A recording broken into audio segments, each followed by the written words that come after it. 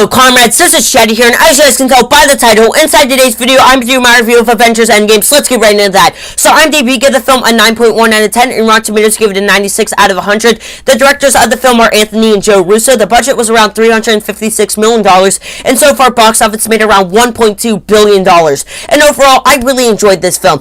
The hype around this film is pretty much unlike any other film that I've seen, and I think this is going to be one of, if not the biggest films of all time. First off, the cast inside this film is great. Pretty much every performance inside the film is really good overall. I also did think the Russos did a great job of giving every character inside the film something to do. The special effects were also great inside this film. Some of the best CGI that I've seen inside of a film, and the action was also really good. The final action scene is probably the best action sequence I've seen in a superhero film. I also did feel like the film handled some characters very well. First off, going into the film, I was expecting Hawkeye to be kind of the same character that's been inside every Avengers film, and they really surprised me with him. I really liked the approach that they went with him. I did think all the other Avengers were great inside this film, except one in particular, and if you have seen my videos in the past talking about Endgame, you probably know who this is. Although I did really like the film, there are some things that I didn't love about it. First off, Captain Marvel is hardly inside the film. Marvel has been saying that Captain Marvel is going to be a huge character going forward inside the MCU, and she's hardly inside probably the biggest Marvel film of all time. Second off, I don't love the approach they went with Hulk inside this film. He wasn't as bad as I was expecting him to be, but he was still pretty bad, and I will get inside that more inside my spoiler review, which will be coming sometime next week, so definitely stay tuned for that.